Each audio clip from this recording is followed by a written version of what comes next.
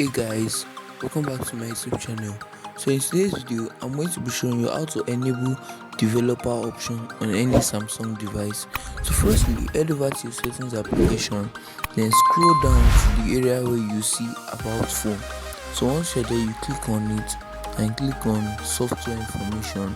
So you're going to be seeing the build number option. So you just have to click on it 4 to 5 times. Once you click on it 4 to 5 times, then to ask for your password. So once it asks for your phone password, you see developer mode has been enabled. So for you to view the developer mode, you just have to go back and you scroll up here. After the about one, you're going to be seeing developer option. So that's just how you can really do this, guys. If you find this video very helpful, don't forget to give a like and smash the subscribe button. Thanks for watching, guys.